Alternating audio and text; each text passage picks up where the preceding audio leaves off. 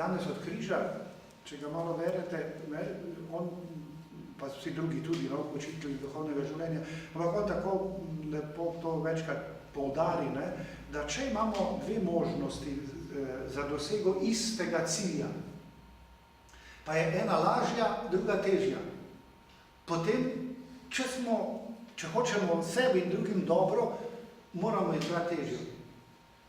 Zato, ker bo tam več ljubezni.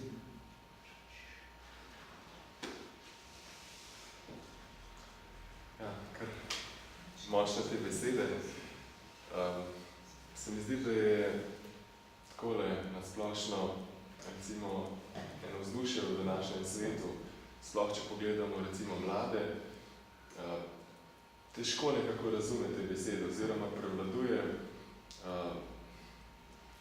prepričanje, da je ljubezen povezana s čustvi, z nekim daj-dan odnosom, z nekimi vzhičenimi stanji, končni fazi tudi zadovoljevanje nekih potreb človeških, medtem ko krščanski pogled je čisto to, o čemer ste govorili. Na kakšen način, recimo, se še lahko sploh mladim približamo in približamo res krščanski pogled na ljubezen? A vi verjamete, da je to res, kar ste rekli? Da. Kater del? To, da mladi tako mislijo. Ne. Ne, jaz mislim, da seveda so zaletavi, poskušajo, pa ne samo mladi, tudi malo manj mladi smo, da je tudi zaletavi, pa probamo kaj, kar mislimo, da nam bo nekaj prinesla, pa če smo iskreni, že naprej vemo, da ne bo. Jaz mislim, da je človek ustvarjen za ljubezen. Sveto pismo pravi, Bog je ustvaril človeka po svoji podobi in podobnosti. In kaj je to? Kaj je to? Bog nima telesa, Bog si je človeško telo moral, je človeško telo si prevzel. Se pravi, nismo v tem smislu podobni Bogu. In lepo tam pravi, Adam sam, reveč, niti ni vedel, kdo je, dokaj bi bil sam. Mu je moral ustvariti, če je.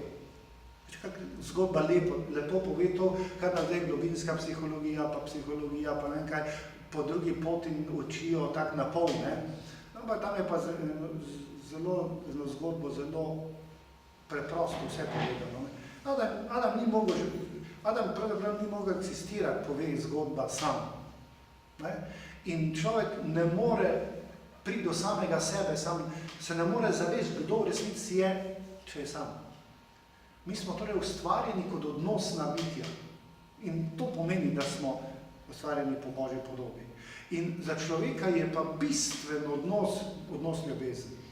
Ne drugi odnosi, ne trgovski odnosi, politični odnosi, čeprav morajo tudi biti, ampak bistveno ni. Vsi ti odnosi, gospodarski, politični, pa ne vem, kakih še, imajo smisel, če so napolnjeni z ljubeznijo. No in takrat je človek uresničen. In če sem jaz tako ustvarjen, in če je vsak človek tako ustvarjen, tudi današnji mlad človek tako ustvarjen, da je to v njegovem jedru. In zato on instinktivno ve, da ga mamila ne bodo srečila. Čeprav je pa lahko šibek, je lahko zaveden, je lahko in postane sužen. Če se to Adamu in Evi zgodilo v raju, zopet zgodbo povedano, ko ni bilo še nič uresničenega zla, je zlo bilo še samo kot možnost, pa sta ona dva iz te možnosti naredila, ona dva. Če ne bi ona dva, bi pa jaz bil prvi, tako da ne bomo mislili, ker to sta Adam in Eva človek. In se je to začelo, ampak bila sta ustvarjena za ljubezen, ampak sta tudi v svoji omejenosti, ker človek je pa omejeno bitje, kljub temu, da je Bogu podoben, sta v svoji svobodi začela razmišljati drugače. In sta kmalu ugotovila, kam to pelje. In tako se mi zdi, da ima vsak človek, tudi mlad človek, ima veliko možnosti, da ugotovi, da ga to, kar je prej mislil, da ga bo srečilo, da ga ne bo srečilo. Zdaj, je pa seveda vprašanje, koliko ima, v kakšni sredini živi, kam ga ta sredina spodbuja temu, da se tega zave, ne, in poskuša popraviti, ne, ali pa ne. Ali pa dobi sporočilo o Maxi Marketu, da je problem samo v tem, da ima še premalo v košarci, da mora še nekaj zraven dati, pa bo srečen. Čeprav, če čist po zdravi pameti, kmečki razmišljaš, boš vedel, da to ni res. Da te tisto, kar tam noter daš, ne more usrečiti, pa da ta boljši avto ne more usrečiti. Ampak, ne, če je sredina taka, te to potrebno. In če je vse v to usmerjeno in danes mlade, že otroke nekako vse usmerja v to smer. Ne. Zato je vzgoja toliko težja, ampak tudi toliko bolj pomembna.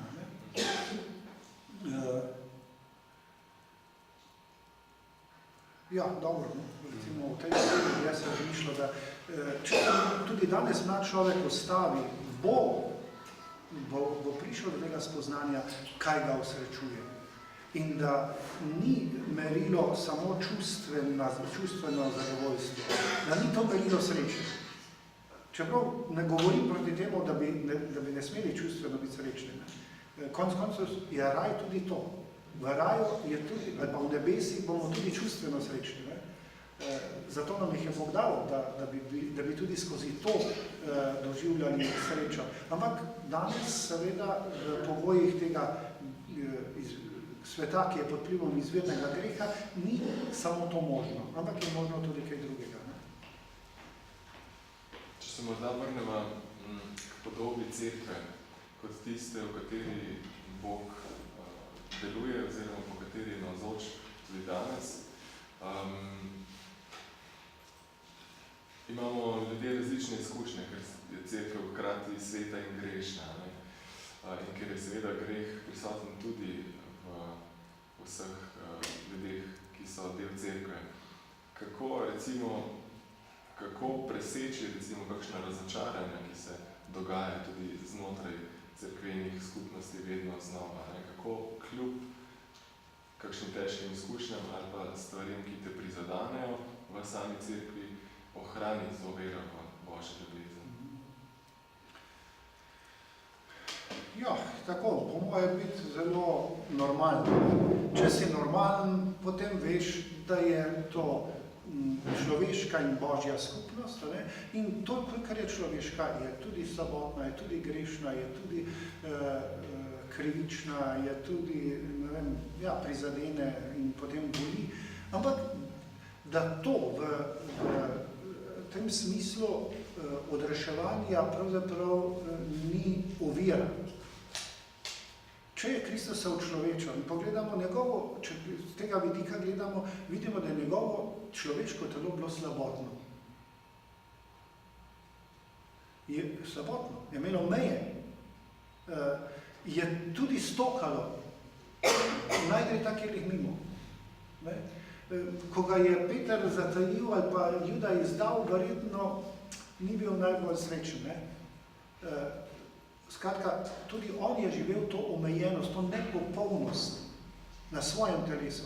Ampak mi tam vedno tako močno to izstopi, ne? Da nas Kristus ni odrešal kljub Judovemu izdajstvu in Petrovi zatajitvi, ampak skozi Judovo izdajstvo in Petrovo zatajitev. Vidite, to je novost, ki je prej ni bilo. Da lahko nekdo zdaj skozi moj greh mene odreši. Zato, ker je vstopil v moj greh. Ne? In če tako gledamo, potem se ne bomo škandalizirali na tem, da je človeški del cerkve tudi grešen, tudi nemočen, tudi nesposoben. Ampak jaz mislim, da je treba res tu prositi za dar vere, da verujemo, da je Bog izbral majhnost, nemočne, vse, kaj Božič, ne? Mi z Božiča delamo en cirkus, po domače povedano. Ne? Glede, vse to užarjena mesta, pa to svetloba, kaj to pomeni? To je tisto, kar sem prej rekel. Ne? Ker nimajo Boga, si morajo z vedno več lučmi razsvetljevati. Ampak to ne bo nič prineslo. Nobenega pravega zadovoljstva. Bog je pa, bi se lahko rodil v Herodovi palači. Gotovo bi se lahko. Ampak se je rodil v betlehemski štali. Izbral se je tam Marijo, kot je papež rekel, ja, z konca sveta, ne? Da so šli po papeža na konc sveta. Ne? Tam je šel po Marijo na konc sveta, v Nazaret, more znati, da je tako dobrega pritne. To je naše Butale, je bile nekaj takega, ne? Slovenske. Morajo takšne dobrega pritne. Ampak on si je izbral vedno majhno, nemočno, slabotno, zato da se je tam v tej človeški nemoči in slabotnosti pokazala Božja moč, Božja ljubezen. In če je to delal takrat, zakaj ne bi mogel danes? In jaz mislim, da je prav zato tudi hotel, dopušča, da je cerkev taka, da se ne bi prevzeli znotraj cerkve, ne? Da ne bi mislili, da smo mi rešitelji. Ker nam vsi programi dobro tečejo in tako, Bog ne stvar. Bog ne stvar, da bi vsi pastoralni projekti v cerkvi delovali. Človek je napuhnjeno, je bitje, ki je napuhal v sebi. In hudi duh bi to gotovo zelo s pridom izkoristil. Tako da, jaz mislim, da je treba z tega vidika to jemati. Poglejte, zdaj je bilo eno leto, kakšni nadškofa morata biti v Ljubljani in Mariboru. Pa koliko besed. Pa prej pri volitvi papeža, kakšen papež mora biti. Pa kaj se vse zahteva za dane za papeža. To je brez veze. To je izraz nevere. Ne pomeni, da ne bomo po pameti nekaj naredili, pamet bomo vedno lucali. Ampak ne more biti od tega odvisno preživetje cerkve ali pa celo odrešenje ljudi. Zakaj sem rekel, da je to izraz nevere, če zdaj mi postavljamo take kriterije, pravzaprav vse takega človeka ni, kot na koncu pridoben, kak bi moral biti ljubljanski nadškof, ali pa mariborski. Takega človeka ni. Ampak če mi to postavljamo kot ene kriterije nam samim pri iskanju, potem izražamo nevero, da Bog ne more iz vode narediti vina.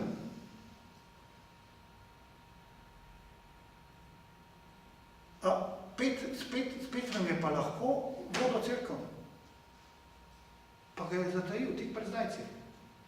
Pa z apostoli. Pejte brati Evangelije, boste videli, ne samo prej. Pri zadnji večerji, pri mizi so se pogovarjali, ko je on tam, je bila prisotna že njegova smrt.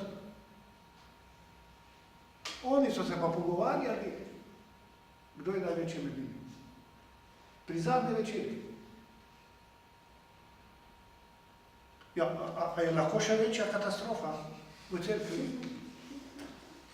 In vendar je Kristus peljal stvar naprej, Jih ni odpustil, jih ni odstranil, ampak je z njimi odrešenje posredoval naprej naslednjim generacijam in še tam to počne.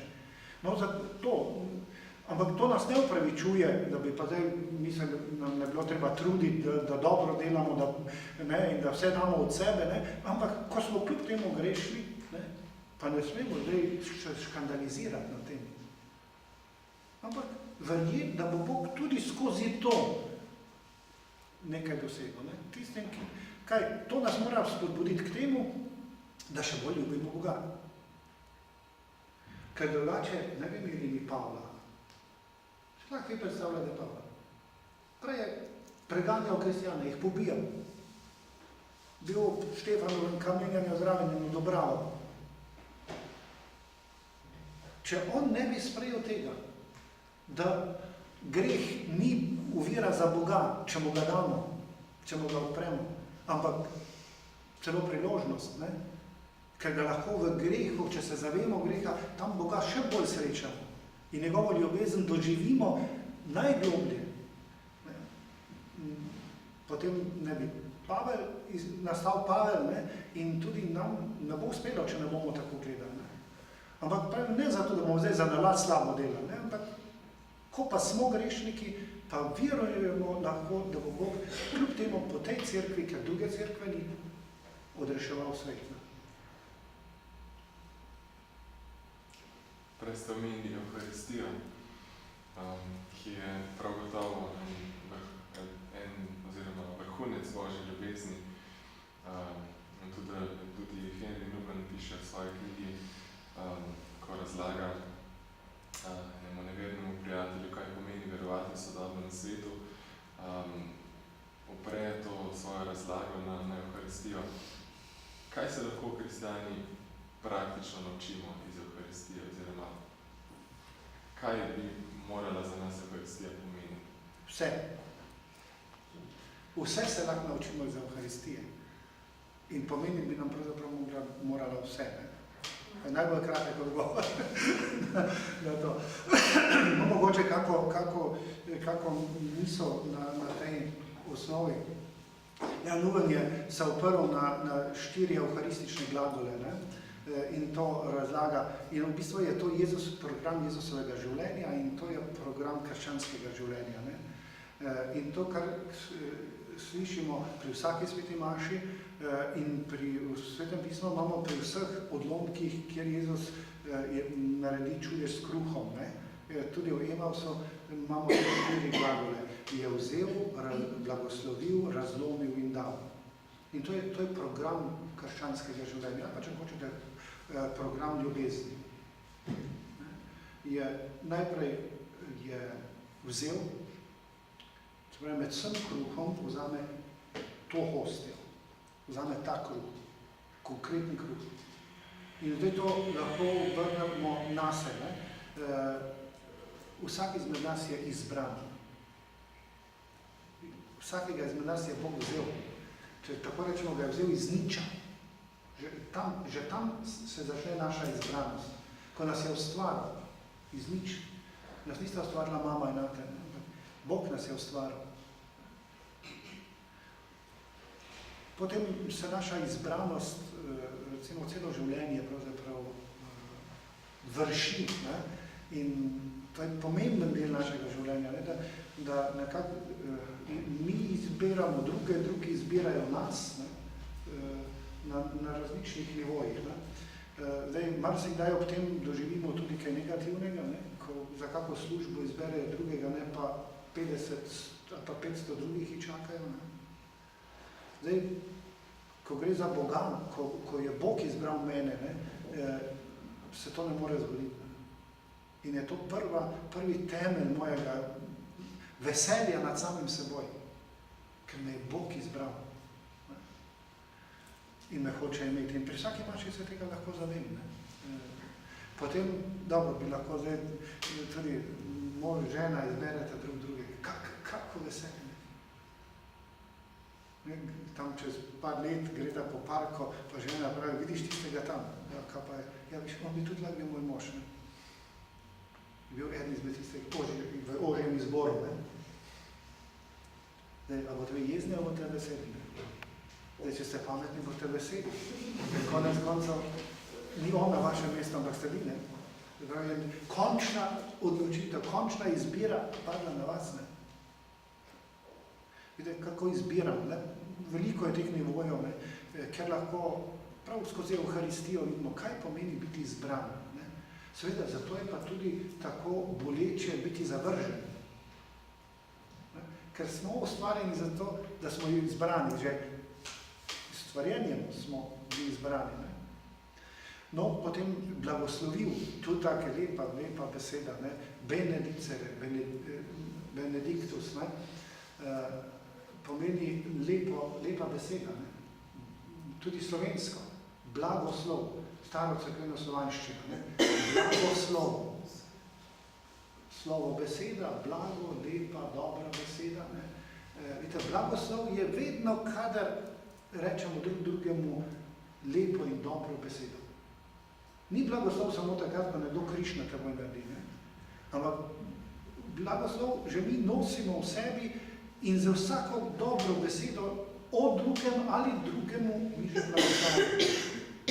In koliko lepega se zgodi prav po dobri, lepi besedi. Ne? Zato se splača dobro in lepo govoriti drug o drugem in drug drugemu. Ne? Da ne govorimo, da Bog nenehno govori nam in o nas dobro. Ker Bog ustvarja tako, da reče, ne, je v Svetem pismu pokazano, ne, bodi svetloba in je svetloba, bodi zemlj, kopno in je kopno. Ne. Tako on nenehno govori, Marjan, bodi, ne, bodi Marjan. In ta Marjan kar je. Kljub vsemu, kar počne, je kar še. Ne. Zato, ker on ne bo nehal izgovarjati Marjana, ne. Blagoslavljati. Ne, to je dobra beseda o meni. Jaz tega ne morem porušiti, hvala Bogu. Pa lahko počnem še take in še večje oslarije, kot sem jih počel. Ne? Pa tega ne morem uničiti. In to je v Euharistiji prisotno. To je tam, to se tam dogaja. Ne samo s kruhom, tam se to dogaja tudi z nami. Razlomimo. Ja, No, vse izhaja, recimo pa iz tega, da kar je oče izgovoril pri krstu in pri spremenenju na gori, ne, ko se je zaslišal glas iz nebes, ta je moj ljubljeni. To je moj sin ljubljeni. Spravi, Bog oče imenuje Jezusa ljubljeni. To je ime. To je Jezusovo ime. In po krstu smo mi vcepljeni v Kristusa in je postalo tudi naše ime ljubljeni. In iz tega potem